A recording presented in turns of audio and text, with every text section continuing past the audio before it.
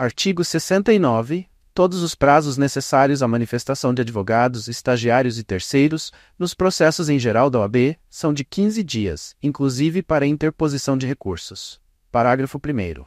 Nos casos de comunicação por ofício reservado ou de notificação pessoal, considera-se dia do começo do prazo o primeiro dia útil imediato ao da juntada aos autos do respectivo aviso de recebimento. Parágrafo 2º. No caso de atos, notificações e decisões divulgados por meio do Diário Eletrônico da Ordem dos Advogados do Brasil, o prazo terá início no primeiro dia útil seguinte à publicação, assim considerada o primeiro dia útil seguinte ao da disponibilização da informação no Diário. Artigo 70. O poder de punir disciplinarmente os inscritos na OAB compete exclusivamente ao Conselho Seccional, em cuja base territorial tenha ocorrido a infração, salvo se a falta for cometida de Conselho Federal. Parágrafo 1º. Cabe ao Tribunal de Ética e Disciplina do Conselho Seccional competente julgar os processos disciplinares instruídos pelas subseções ou por relatores do próprio Conselho. Parágrafo 2º. A decisão condenatória irrecorrível deve ser imediatamente comunicada ao Conselho Seccional, onde o representado tem inscrição principal, para constar dos respectivos assentamentos. Parágrafo 3º. O Tribunal de Ética e Disciplina do Conselho, onde o acusado tem a inscrição principal, pode suspendê-lo preventivamente, em caso de repercussão prejudicial à dignidade da advocacia, depois de ouvi-lo em sessão especial, para a qual deve ser notificado a comparecer, salvo se não atender à notificação. Neste caso, o processo disciplinar deve ser concluído no prazo máximo de 90 dias. Artigo 71. A jurisdição disciplinar não exclui a comum, e quando o fato constituir crime ou contravenção, deve ser comunicado às autoridades competentes. Artigo 72. O processo disciplinar instaura-se de ofício ou mediante representação de qualquer autoridade ou pessoa interessada. Parágrafo 1º. O Código de Ética e Disciplina estabelece os critérios de admissibilidade da representação e os procedimentos disciplinares. Parágrafo 2º. O processo disciplinar tramita em sigilo, até o seu término, só tendo acesso às suas informações as partes, seus defensores e a autoridade judiciária competente.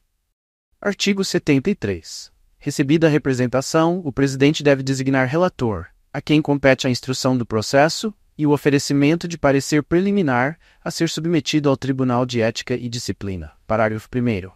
Ao representado deve ser assegurado amplo direito de defesa, podendo acompanhar o processo em todos os termos, pessoalmente ou por intermédio de procurador, oferecendo defesa prévia após ser notificado, razões finais após a instrução e defesa oral perante o Tribunal de Ética e Disciplina, por ocasião do julgamento.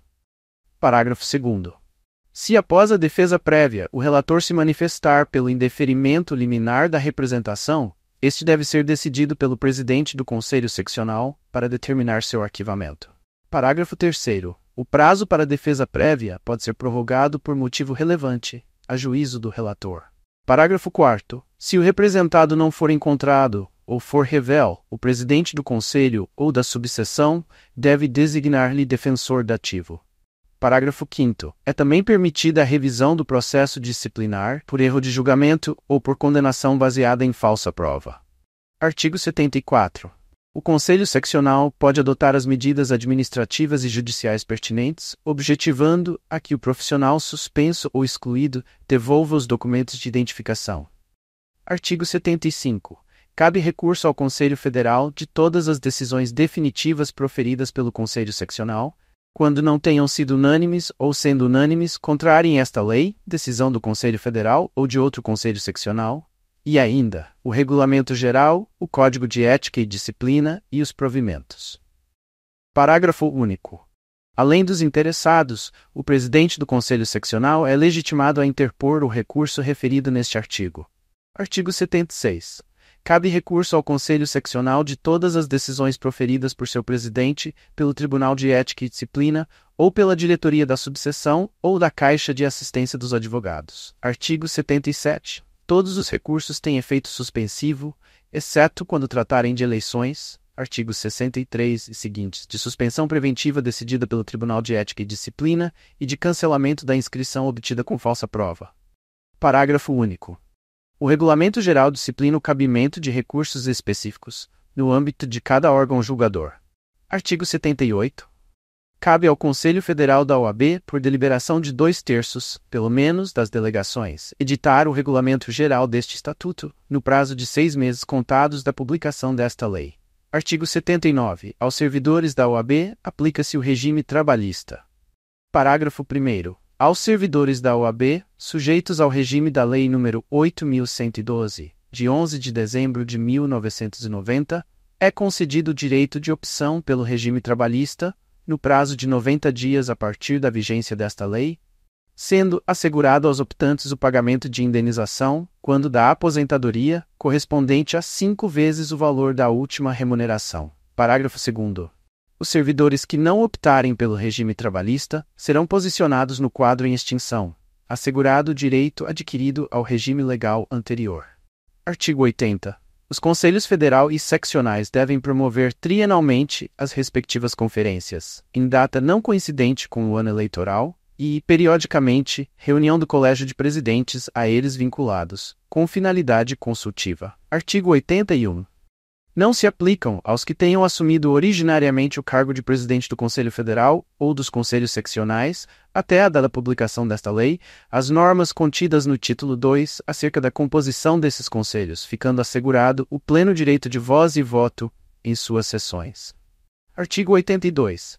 Aplicam-se as alterações previstas nesta lei quanto a mandatos, eleições, composição e atribuições dos órgãos da OAB, a partir do término do mandato dos atuais membros, devendo os Conselhos Federal e Seccionais disciplinarem os respectivos procedimentos de adaptação. Parágrafo único.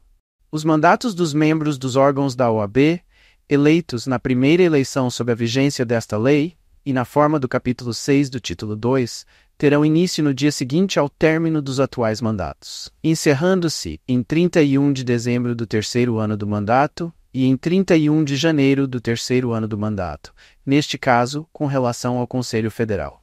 Artigo 83. Não se aplica o disposto no artigo 28, inciso 2 desta lei, aos membros do Ministério Público que, na data de promulgação da Constituição, se incluam na previsão do artigo 29, parágrafo 3º, do seu ato das disposições constitucionais transitórias. Artigo 84.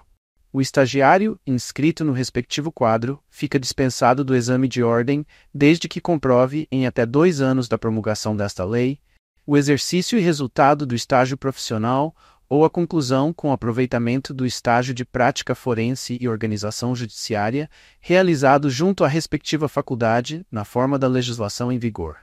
Artigo 85.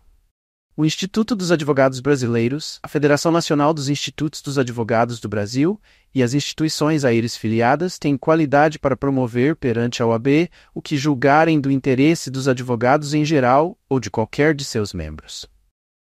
Artigo 86. Esta lei entra em vigor na data de sua publicação. Artigo 87.